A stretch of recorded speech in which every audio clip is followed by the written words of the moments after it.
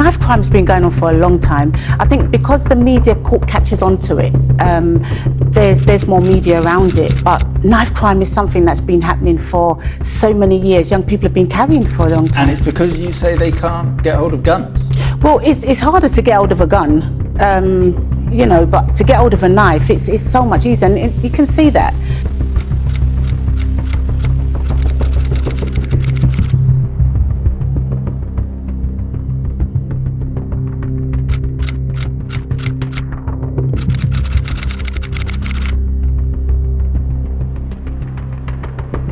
So my name's Gary Hutton. I'm the CEO and founder of the charity Product of a Postcode.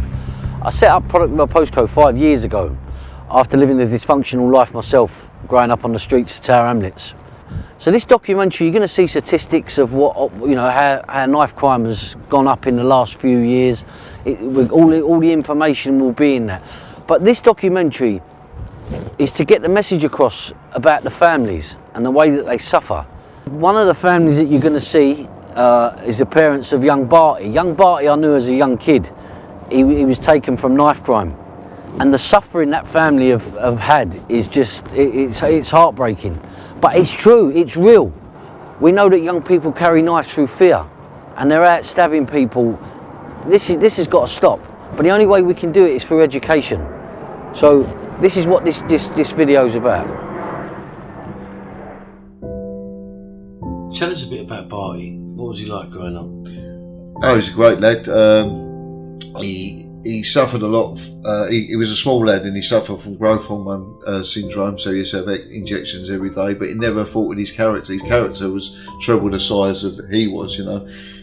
He was the most selfless, loving human, you know.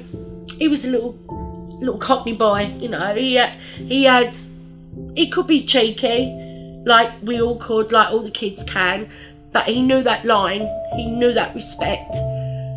Bringing kids home here for meals. If he was at school and someone never had no dinner money, he'd bring them home for tea.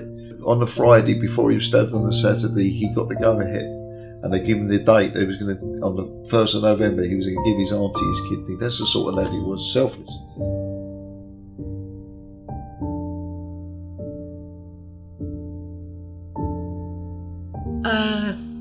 Getting that knock on that door that day, and your home was took over by the police. My heart was pounding. I couldn't think where my shoes were. I couldn't think where my door keys were. All I wanted to do was be with my boy. I knew he needed me. We were blue lighted to the London hospital. We were shoved into a room and said someone will come and see you. All we was told was Barty's been hurt, and we had to get there as fast as we could. We didn't know how or anything. Then we found out that Barty had been stabbed, and he was fighting for his life. And then they brought Barty through the corridor, and he looked like he was asleep. And they took me and his dad and Emma into a room, and they said to us that they couldn't save him. He had had a few heart attacks and his organs started to shut down, and he just kept bleeding out, and he got so tired. And I remember screaming, saying no, like, it can't, you know, please. And that's when they said to his dad, we need your permission to turn his machine off. And I was like, no way, you're not doing it, like. And his sister went up to him and she pulled his gown down, and he had a tattoo of a ruby gem and a ruby tattooed across his heart for his niece. And she went, Mum, it's our Barty.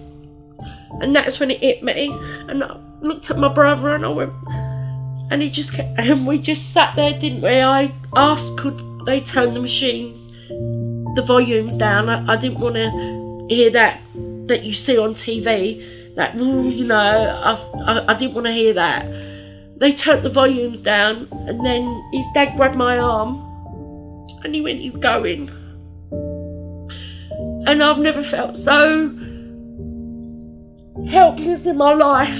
You know, your baby's laying there, and he wouldn't have wanted to die. He lived for life, but there was nothing in this world that I could have done to keep him here.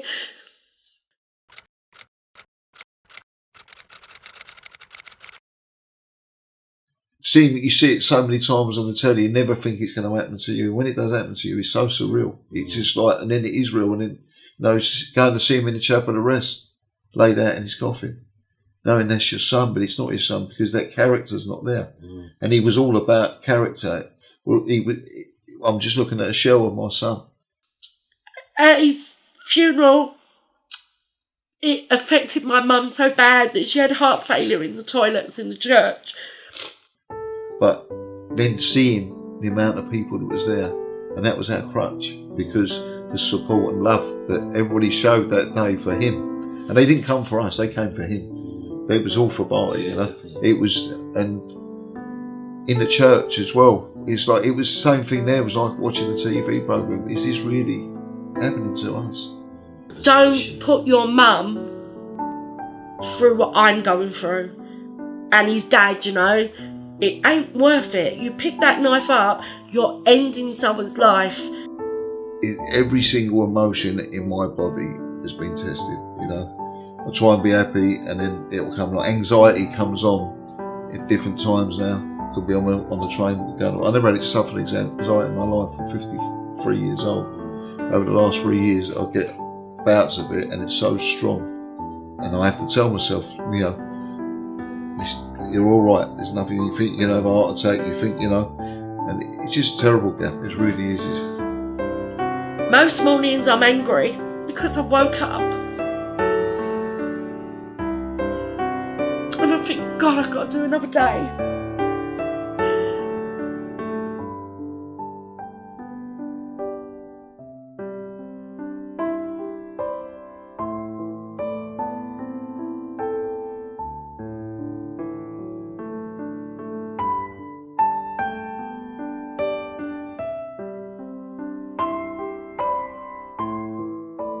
I hope after watching this documentary you feel the pain and the suffering of these families. It's a lost generation. So many young people are lost to knife crime and the effects of knife crime. We know that young people carry knives through fear. If I live on one side of the road, you live on the other side, we don't like each other. That's got to stop.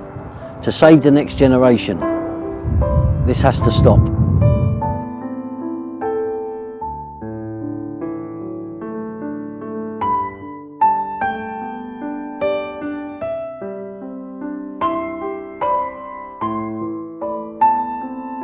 Hearing a not guilty verdict was like reliving switching off Barty's life support machine again. I watched my wife, daughter and even the police break down with emotion and disbelief at the verdict.